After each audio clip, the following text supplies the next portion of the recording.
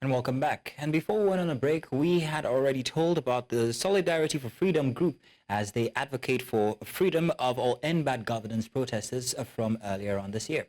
And now to speak more on this, we're joined by Hassan Taiwo, member, organizing committee, End Bad Governance Movement. Hassan Taiwo Soweto, you're welcome. Thank you for joining us this evening. Yes, thanks for having me. You're welcome. Now, we've seen this before, but I want to ask you this question. We know you have the answers. How do you plan to mobilize public support for the rally, especially judging from what happened the last time when you tried to bring people together for the NSAS victims?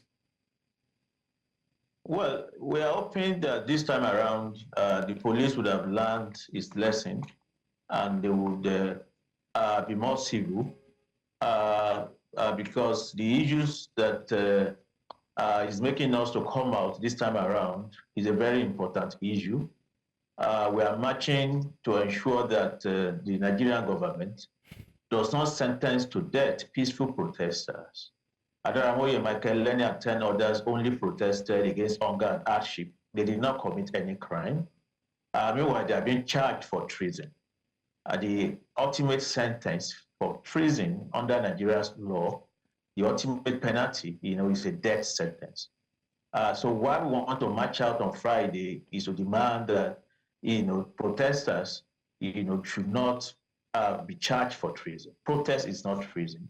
And we are hopeful that Nigerian people will join us because you saw what happened last week Friday, the kind of solidarity across the country, across the world, that greeted, the arraignment of the children, who were sick, malnourished, and obviously mistreated while in detention.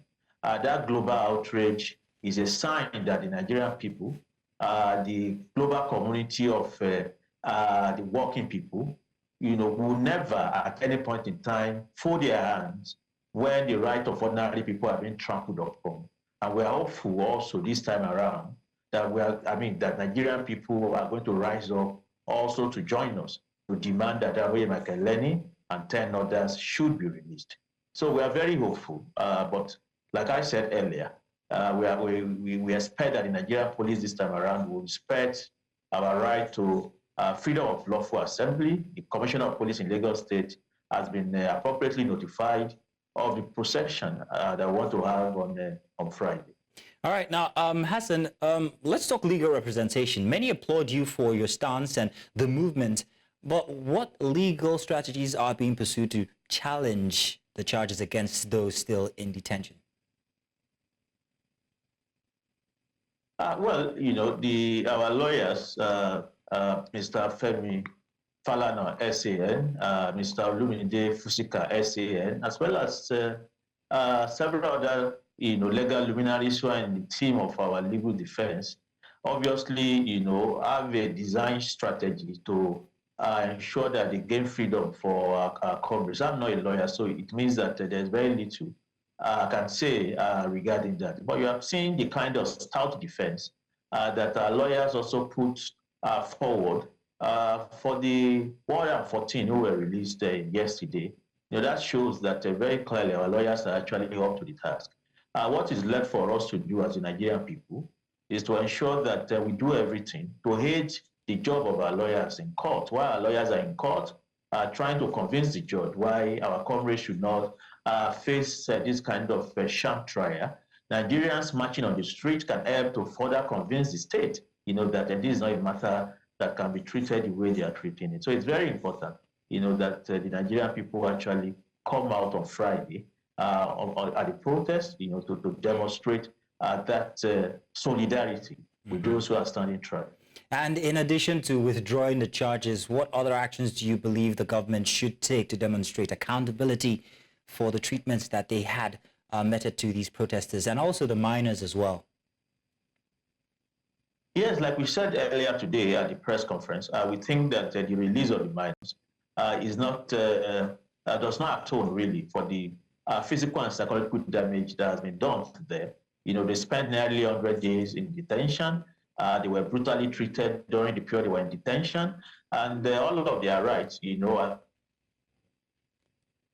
violated the Child Rights Act, of Nigeria was completely, violated by the Nigerian police, and the state during the period of the detention of these children. Their privacy was not respected. Their pictures and videos, is there all over the internet, something which means that these children are likely going to be haunted for years to come by this experience. And that is why we are saying that beyond the release, the federal government must issue a public apology to these children.